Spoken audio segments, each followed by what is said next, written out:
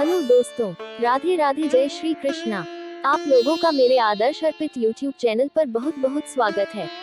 आज की वीडियो एक प्रिया चरित्र के बारे में है और बड़ी ज्ञानवर्धक है और बड़ी प्रेरणादायक है। आज की कहानी है, ये कहानी एक ऐसी राजकुमार की है जो प्रिया चरित्र के बारे में कुछ नहीं जानता था, जो राजा को रंग बना देता है और रंग को राजा बना देता है। बड़े बड़े योद्धा, बड़े बड़े सुरमा जो अपने आप को धरती का स्तंभ बताते थे, ऐसे लोगों को भी एक प्रिया चरित्र ने धूल में मिला दिया, मिट्टी में मिला दिया। इस कहानी को सुनने के बाद आप जान सकेंगे कि प्रिया चरित्र कितनी प्रकार का होता है और प्रिया क्या क्या चरित्र रख सकती है। चरित्र स्त्री जिस घर में जाती है उस घर का सर्वनाश कर देती है। प्रियदर्श को प्रिया चरित्र स्त्री संपूर्ण घर का सर्वनाश कर देती है।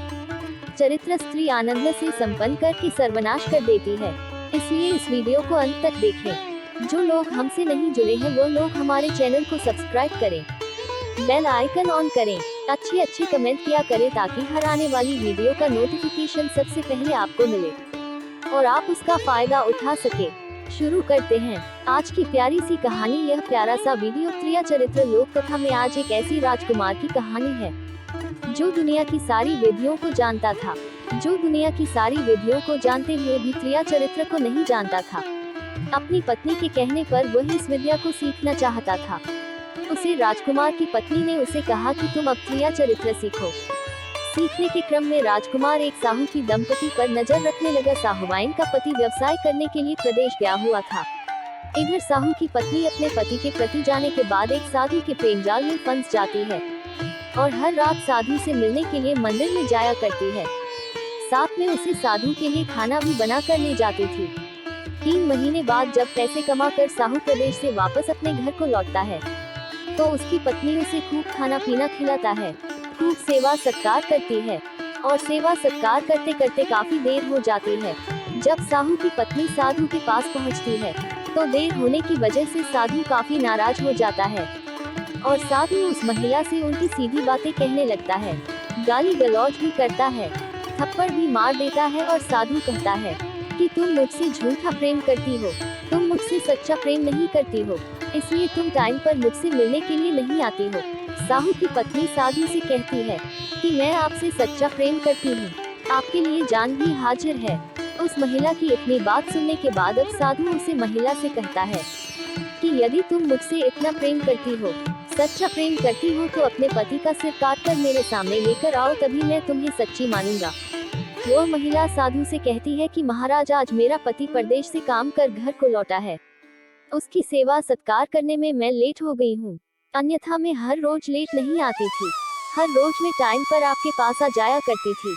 लेकिन साधु अपनी जिद पर अड़ जाता है, कहता है कि तुम मुझसे सच्चा प्रेम नहीं करती हो, यदि तुम मुझसे सच्चा प्रेम करती हो तो अपने पति का सर काट कर ले आओ, मैं तुम्हें सच्ची मान लूंगा। उस साधु के कहने पर वह औरत अपने पति का सिर काट डालती है और सर के बाल पड़कर कटा हुआ सर को साधु के पास ले आती है। जब साधु के पास कटा हुआ सर को लेकर वह महिला पहुंचती है तो साधु ये देखकर उसका तिरस्कार कर देता है और कहता है कि जब तुम अपने पति की नहीं हुई तो मेरी क्या होगी, मेरे आश्रम से तुरंत इसी वक्त निकल जाओ। उसे अपने आश्रम से अपनी कुटिया से धक्का मार कर भगा देता है। साहू की पत्नी रोती है, बिलखती है, चिल्लाती है, साधु के चरणों में पड़ जाती है, लेकिन साधु उसको क्षमा नहीं करता है। साधु कहता है कि मेरे आश्रम से तुरंत निकल जाओ, जब तुम अपने पति की नहीं हो सकी तो मेरा क्या होगी, किसी और के कहने पर तुम मेरा भी सर भी धड़ से अलग कर सकती हो, इसलिए मेरे आश्रम से इसी वक्त निकल जाओ। पत्नी रोती बिलखती अपने पति की चिता सजाती है और अपने पति के साथ सती होने के लिए चली जाती है। उधर वह साहू की पत्नी अपनी पति के साथ सती हो जाती है। जब वह साहू की पत्नी अपने पति के साथ सती होती है तभी राजकुमार वहां पहुंच जाता है और राजकुमार साहू की पत्नी से पूछने लग जाता है कि मुझे इसका भेद जानना है कि तुमने आखिरकार ऐसा क्यों किया। एक साधु के कहने पर अपने पति का सर धड़ से अलग कर दिया, इसे जान से मार दिया। तब साहू की पत्नी इसका भेद जानने के लिए राजकुमार को अपनी बहन का पता देती है। अपनी बहन का पता देने के बाद अब उस साहू की पत्नी अपने पति के साथ सती हो जाती है। इसके पश्चात राजकुमार उसकी बहन से मिलने के उपरांत इस भेद को जानने के लिए पाताल लोक पहुंचा। राजकुमार जब पाताल लोक पहुंचता है तो पाताल लोक की परी के प्रेम जाल में फंस जाता है। परी के प्रेम जाल में फंसकर राजकुमार भी अपने बेटे की बलि देखकर उस तक पहुंचाना चाहता है।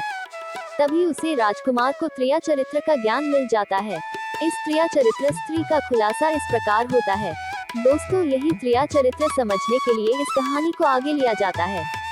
उस त्रिया चरित्र की कहानी है जो अपने पति को मारकर सती हुई है।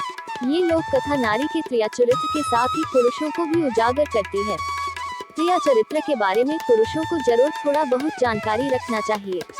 ऐसी स्त्री बड़ों को मिट्टी में मिला देती है। दोस्तों, आशा करती हूँ कि यह त्रिया चरित्र की कहानी आपको बहुत पसंद आया होगा। अगर पसंद आया होगा तो प्लीज लाइक करें, चैनल को सब्सक्राइब करें, कमेंट में राधे राधे जरूर लिखें।